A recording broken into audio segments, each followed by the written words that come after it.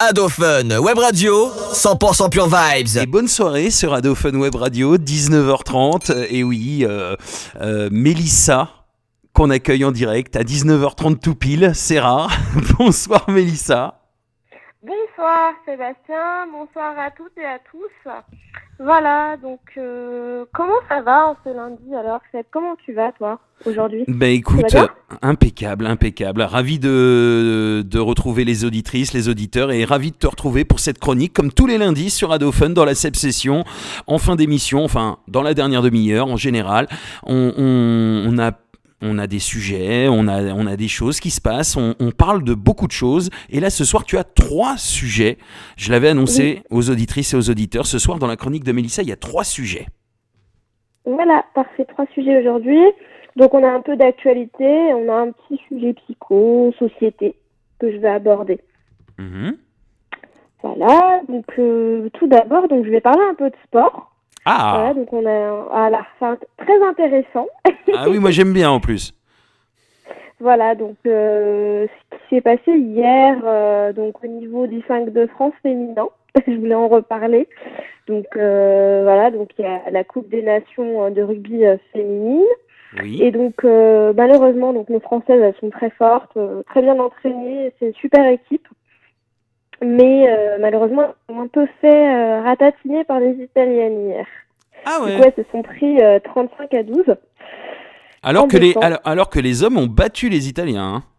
Voilà, c'est pour ça que je voulais revenir dessus. Donc elles ont essayé. Hein. Après, c'est vrai qu'elles sont bien classées. Après, elles ne sont pas forcément éliminées du tournoi.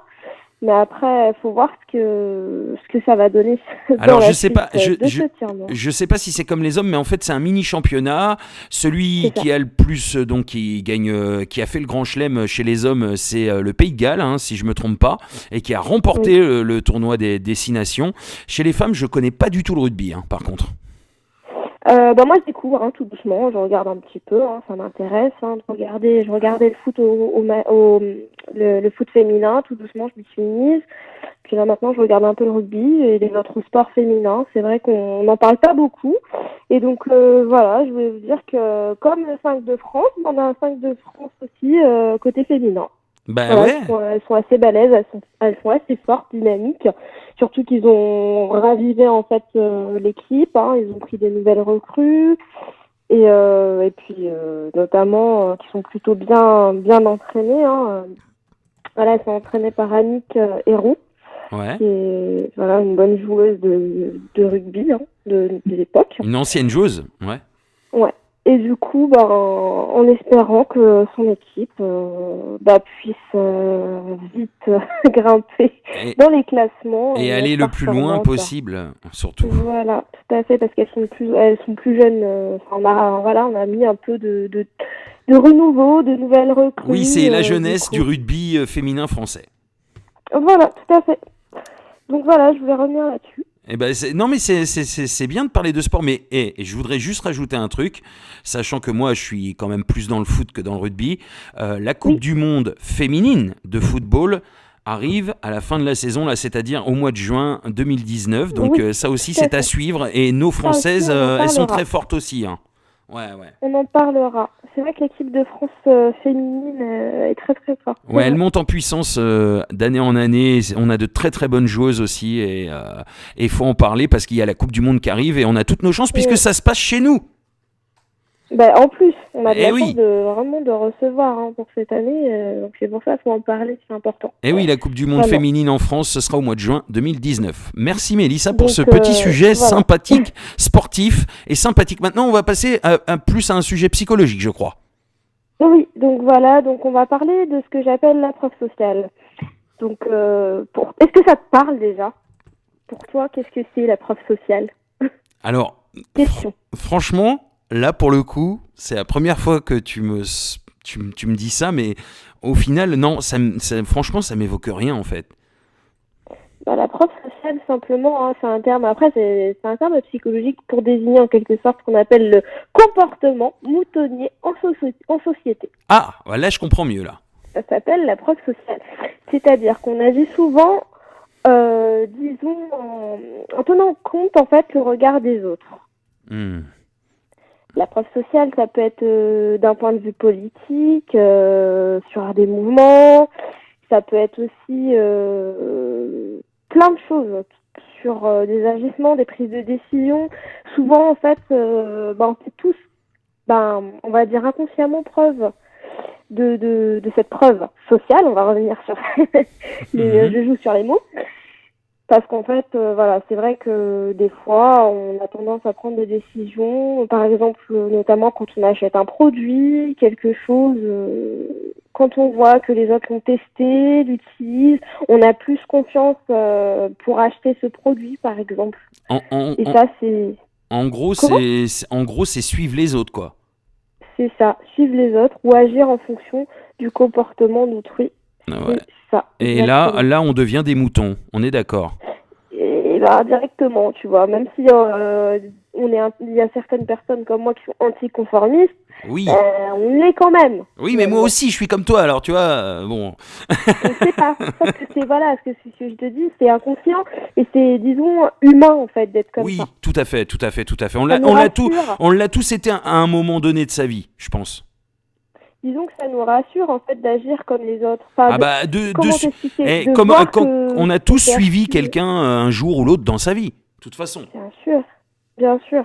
Donc c'est typiquement humain. Par exemple, si une personne se fait agresser dans la rue, on va souvent se dire, il y avait un public, c'est-à-dire qu'il y avait des témoins, on se dit, sûrement, peut-être que la dame là-bas, elle a prévenu les secours, peut-être que le monsieur là-bas, il a prévenu les secours.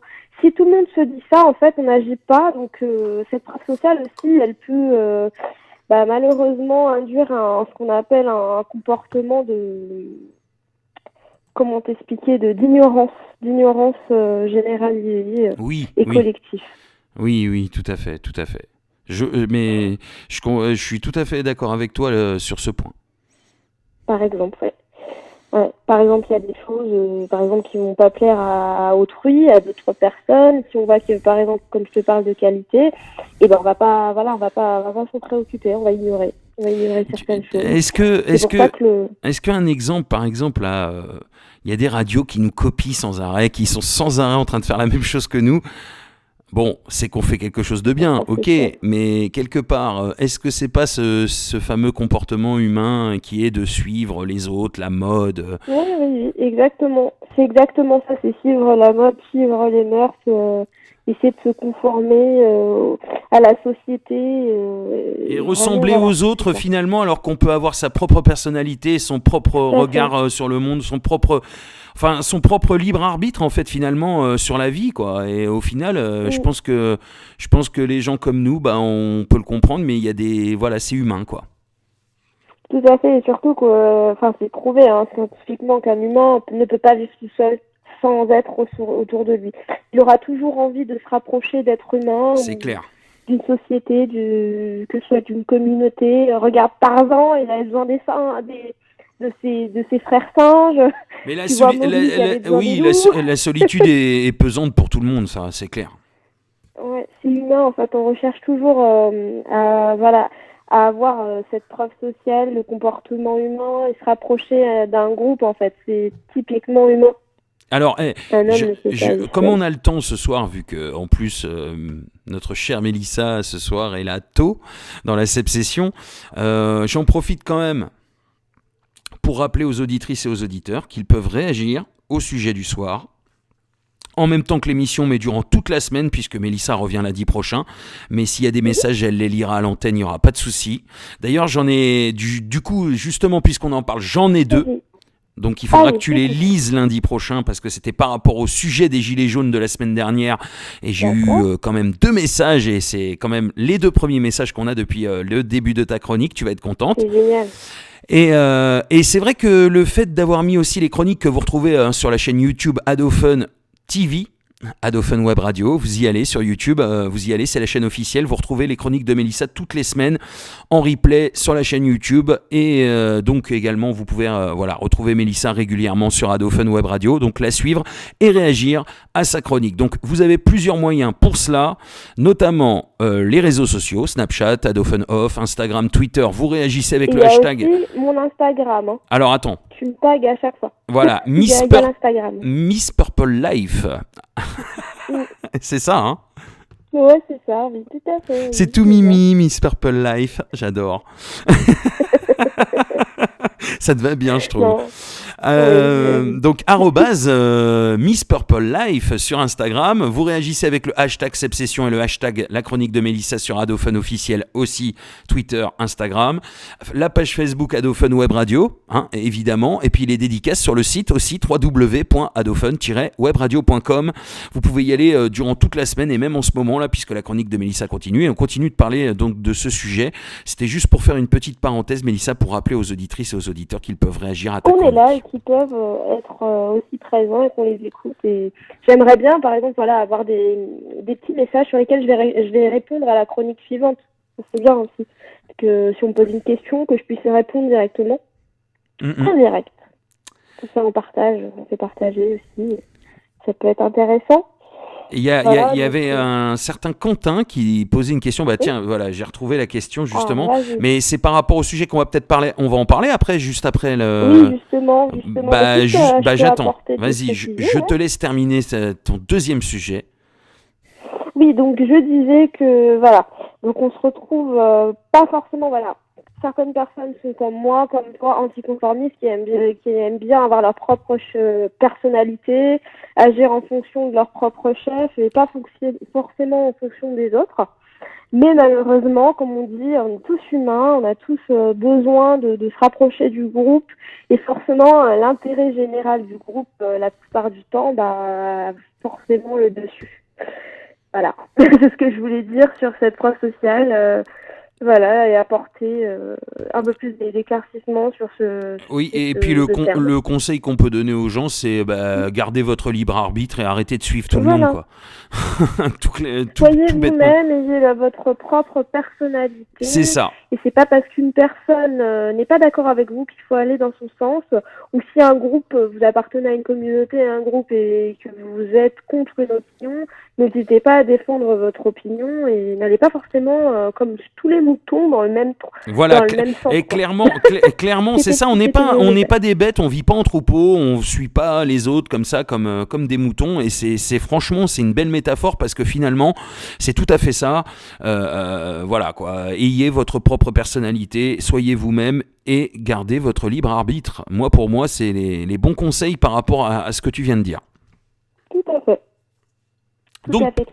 Donc passons à notre troisième sujet qui est brûlant évidemment. Celui-là il chauffe. Disons que est-ce que tu as vu un peu ce qui s'est passé ce week-end? Alors oui, des émeutes samedi. C'est quasiment tourné en émeute samedi pour le 18e rendez-vous des Gilets jaunes. C'est ça si je me trompe pas. Oui. Voilà, donc on va faire un petit bilan de ce qui s'est passé ce week-end. Donc je reviens un peu sur le sujet d'actualité, donc les Gilets jaunes, à savoir le devenir de notre pays. Donc ce qui s'est passé, c'est que on a quand même eu 45 000 personnes qui ont manifesté à Paris ce week-end. C'est énorme, je trouve, par rapport aux semaines des précédentes semaines où on recensait 12 000 personnes, 15 000 personnes. C'est carrément un triple, voire le quadruple. Après, il y avait des manifestations de différentes causes. Il y avait des gens qui manifestaient dans le calme et d'autres qui manifestaient pas forcément dans le calme, et qui manifestaient même, voire pas du tout, mais qui venaient casser, détruire les Champs-Élysées. Disons que moi, j'ai un ami qui travaillait chez Zara aux Champs-Élysées. Apparemment, il a fermé sa boutique. Enfin, c'est toute une catastrophe. Les dégâts sont apparemment très importants. Oui, puis surtout, il faut qu'on se pose des questions sur notre activité touristique. Disons que ça va vraiment avoir un impact sur notre activité touristique. En ce moment, les gens, ils ont pas envie d'aller à Paris, en fait. C'est normal. Non, même pas. C'est pire. Il y a des touristes qui partent. Oui, carrément aussi. Ils décampent tout de suite, quoi. Ah oui, C'est ça pas fait peur normal. en même temps, parce que j'imagine, parce que nous, c'est vrai que nous en banlieue, on le vit pas vraiment comme voilà, il y a certains ronds-points qui sont occupés par des gilets jaunes, mais c'est vraiment pacifique, il n'y a pas de manifestation, il n'y a pas de casse, il n'y a Mhm. rien du tout. Et c'est vrai que quand on voit les images de Paris samedi sur les Champs-Élysées, ça fait quand même. On se met à la place Champ de des gens. bataille. Ouais, ouais, ouais. Ça fait champ Et de les gens bataille. qui sont sur place, on se met à leur place, ils n'ont pas envie de rester. Et moi, je serais à leur place, j'aurais pas envie de rester non plus, c'est sûr. Ah oui, mais c'est clair. Et moi, quand on me sort carrément, c'est un champ de bataille, que des choses comme ça, je me dis, mais attendez, on parle du même Paris? Est-ce qu'on parle des Champs-Élysées, la plus belle avenue du monde, la plus grande avenue du monde, la plus visitée dans le monde, comme on dit? C'est là qu'il y a toutes les nations, toutes les communautés viennent à Paris pour aller sur les Champs-Élysées, faire leur shopping, aller voir l'Arc de Triomphe, peut-être pour aller sur le Champ de Mars.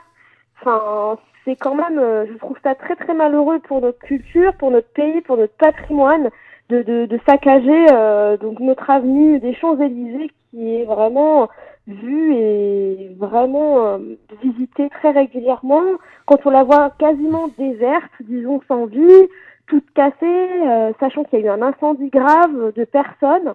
Ça aurait pu aussi intenter la vie de plusieurs personnes, dont des enfants dans un immeuble. Ils ont quand même cassé ce qu'ils appellent les boutiques capitalistes. La bijouterie Swarovski qui a été complètement, les vitrines ont été complètement cassées. Je crois qu'ils ont dû même prendre peut-être des diamants, des choses qui devaient être pillées. Tout ce qui cassait est pillé. Il y a aussi un petit pub, un petit bar où j'allais prendre mes cafés avec mes amis, où ils ont tout cassé. Il n'existe plus quasiment. Enfin, c'est quand même quelque chose de... C'est quand même grave. Moi, je trouve que l'heure est grave. C'est un truc de dingue. Et malheureusement, hein, je vais dire malheureusement, c'est vrai que les gilets jaunes sont pris là-dedans.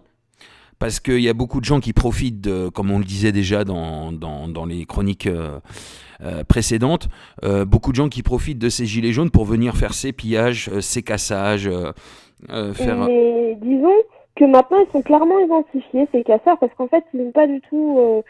ils ont un profil. Déjà, directement, ils sont tout habillés en noir, En noir, cagoulés. cagoulés, ils montrent Voilà. pas leur visage. Et puis alors, justement, samedi, les forces de l'ordre, étant habituées à ce que ce soit plutôt calme ces derniers samedis, ont Oui. été encore une fois dépassés par les Ah, ils événements. ont été Il y a pris, eu une pris. réunion de crise aujourd'hui avec le Premier ministre Emmanuel Macron, le Castagnier, le ministre de l'Intérieur, et une autre ministre, je crois.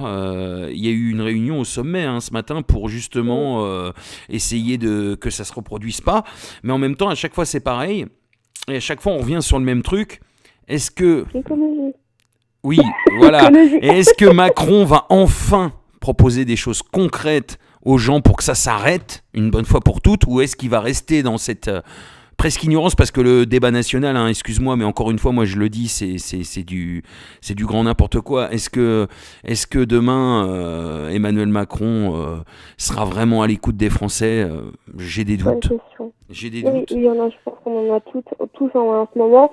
Quand même, Monsieur Macron qui part au ski alors qu'il sait que le pays eh ben, je sais, je vais le dire, on est en guerre. Est en ruine, le pays commence à partir en ruine. On ne sait pas ce Oui. que c'est, oui. On ne sait pas vraiment dans quelle situation on se trouve. Étant donné que son pays est dans une situation aussi critique enfin même de crise, disons, parce que tout ça, ça va générer, comme je te dis, j'en parle aujourd'hui, nous sommes le 18 mars, ça va générer une crise économique, ça encore, parce que tout ce qui a été cassé sur les Champs-Élysées, c'est qui va payer? C'est nous. C'est Et ceux qui du coup, travaillent, c'est c'est-à-dire ceux qui que ça payent va des impôts. diminuer. Ouais. Voilà, ça va diminuer le pouvoir d'achat parce que tout ce qu'on va payer, ça va être augmenté dans nos impôts, dans nos taxes, dans notre TVA, etc. Tu vois? Et ça va générer des crises économiques. Les entreprises ne pourront plus payer leurs employés, ne pourront plus embaucher. Ça va se répercuter sur tout le système, en fait. C'est ça qui est vraiment Voilà. embêtant. Et tout le monde va y perdre plus qu'il va y gagner, donc c'est sûr. bien dommage.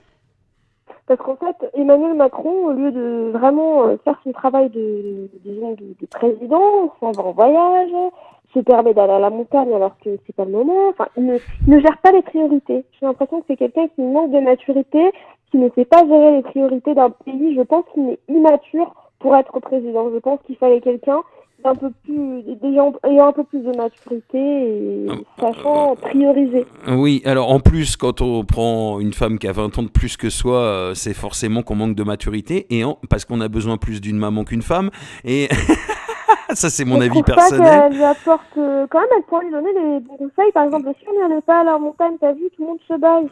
Je sais pas.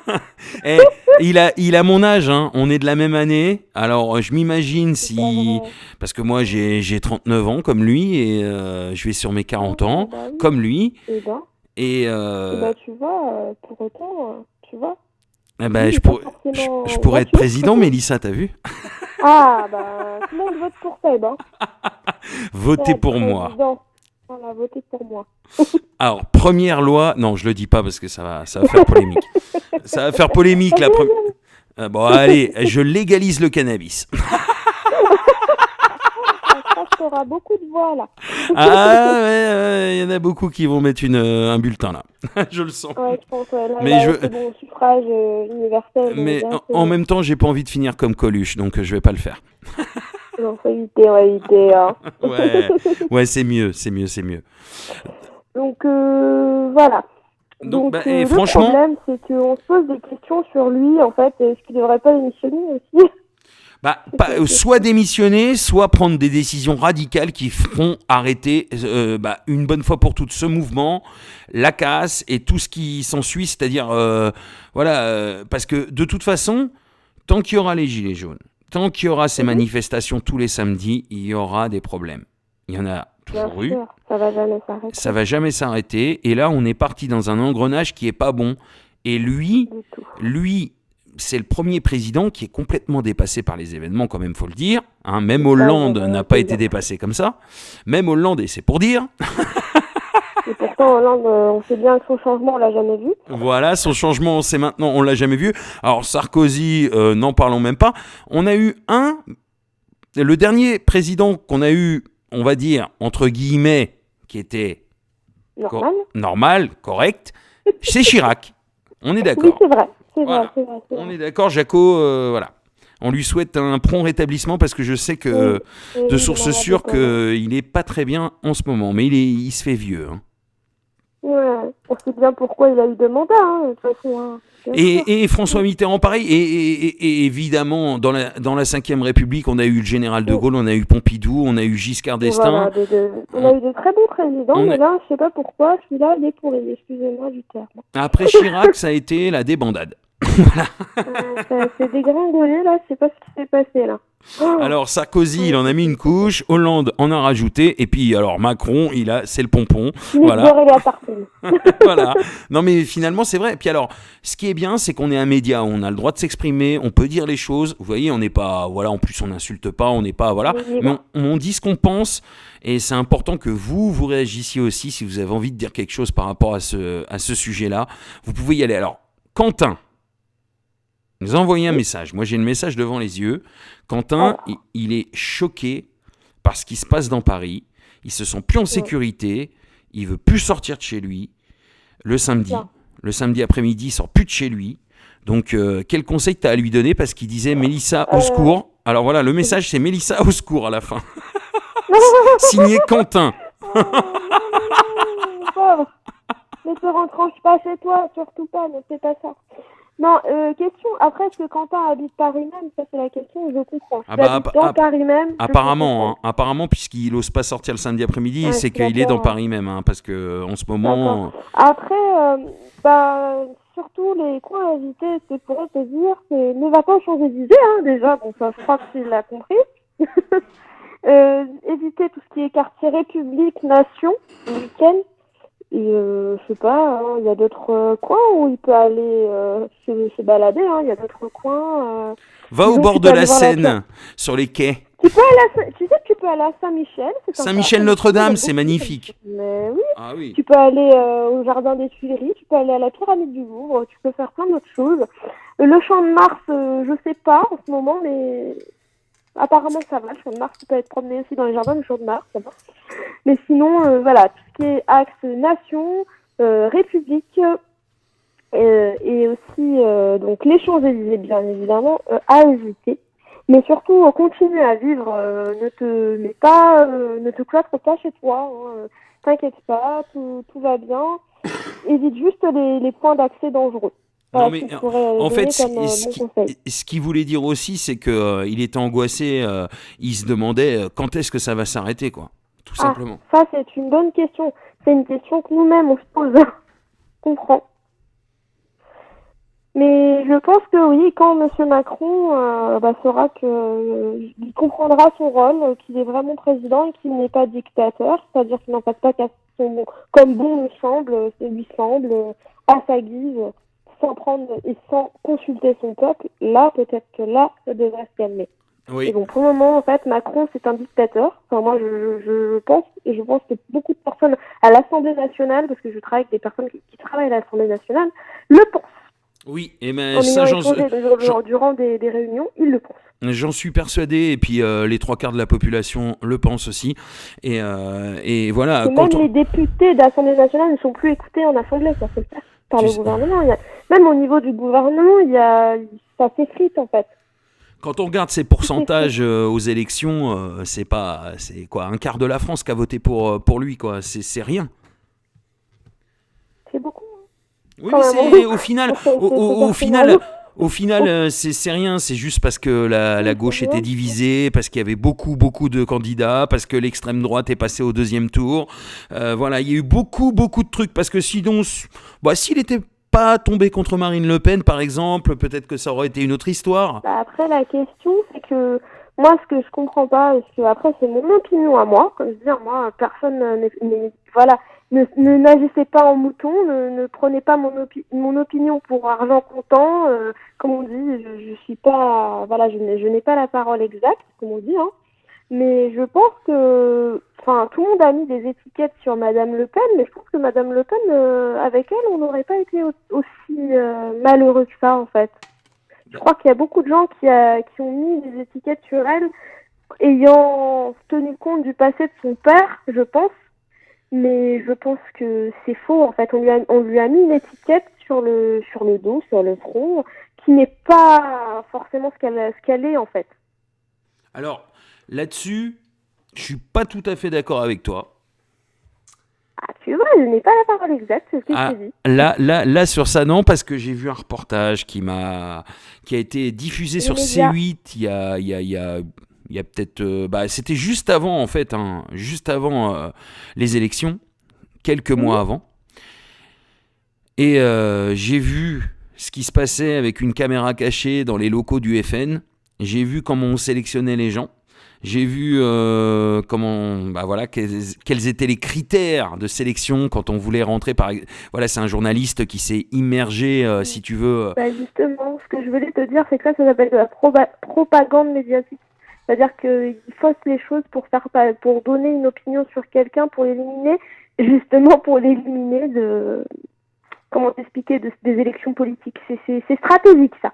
Cette émission était stratégique pour faire détester Marine Le Pen aux Français, pour que les Français puissent voter pour Macron. C'est de la stratégie. Ah oui, tout est masqué. Donc on est vraiment manipulé par les médias. On est manipulé. Moi-même, j'aime les médias, mais disons, après, là, tout ce qui est médias politiques, c'est pas mon truc. Mais après, la télé, moi, je suis plus média pour tout ce qui est les séries, des choses comme ça, les émissions de type divertissement, oui. Mais après, la politique, c'est autre chose. Ce qui est bien, c'est que les web radios, au moins, on a la liberté de dire ce qu'on veut. On n'est pas dirigé par qui que ce soit. Déjà. Tiens, là, si j'ai envie de dire Macron, t'es un mauvais président, je le dis. Voilà. Et c'est vrai. Voilà, mais non, mais j'assume, hein. Mais j'ai pas dit, j'ai insulté personne, j'ai dit simplement qu'il était un mauvais président et j'assume ce que je dis. Parce qu'en plus, il est pas capable de calmer quand même 18 samedis de suite de manifestations, de casses, d'arrestations. Là, il y a eu combien de gardes à vue à Paris? Non, mais c'est un truc de malade. 200. 200, je crois, non 231, je crois. Ouais, voilà. Donc c'est un truc de malade et non. Monsieur est dans son truc et puis il a mis voilà, il a mis des boules de caisse limite, et puis il est dans son petit truc, il est sur sa piste de ski et il descend sa piste rouge normale. Bah écoute Mélissa, on va se laisser là-dessus. Je vais rappeler aux auditrices et aux auditeurs qu'ils peuvent réagir à tous ces sujets, et notamment à ce sujet-là. Il y a un deuxième message, mais je ne l'ai pas devant les yeux, mais t'inquiète, lundi prochain, je le lirai pour toi. Il y aura certainement d'autres réactions d'ici là. Allez-y, donc... je verrai si je peux y répondre aussi. Hein. Je vais voir si je peux pas répondre à la personne aussi directement. Instagram, Ça, Miss Purple Life, c'est Mélissa. Vous la retrouvez aussi sur Adophone Web Radio et sur les réseaux sociaux, Snapchat, Adophone Off, Instagram, Twitter, Adophone officiel. Vous réagissez avec le hashtag Sepsession et le hashtag La Chronique de Mélissa. Et puis vous avez également la page Facebook Adophone Web Radio et le site avec les dédicaces www.adophone-webradio.com.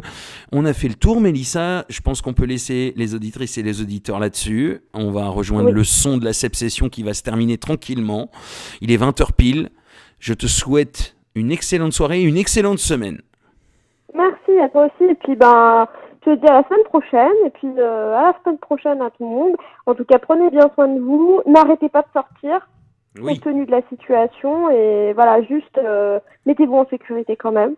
Et continuez à vivre, continuez à faire votre petite vie comme bon vous semble. Voilà. Ouais, éclatez-vous et profitez de la vie. Elle est courte et voilà. Exactement. Avec le love, avec le cœur. Ma petite Mélissa, c'est un vrai plaisir de te retrouver tous les lundis. Je te souhaite une bonne semaine. À lundi prochain. Merci, bonne semaine à toi, bonne semaine à toutes et à tous, et puis à lundi prochain. Ouais, et vous retrouvez la chronique de Mélissa en replay. Si vous avez manqué ça, si vous venez d'arriver par exemple, là maintenant, eh bien ce sera bientôt sur YouTube sur la chaîne Adophone TV. Oui, Adophone Web Radio officiel sur YouTube, on est là et on vous balance les replays des interviews et de la chronique de Mélissa de la Sepsession sur Adophone Web Radio. Merci Mélissa encore une fois, ça fait vraiment plaisir d'avoir discuté avec toi en direct. C'est vraiment un réel plaisir chaque lundi soir de te retrouver. Plaisir partagé. Yeah, c'est cool. La double, elle est consacrée au 4 Queues Gang, elle arrive. Merci Mélissa. Bonne soirée. Bonne soirée, ciao.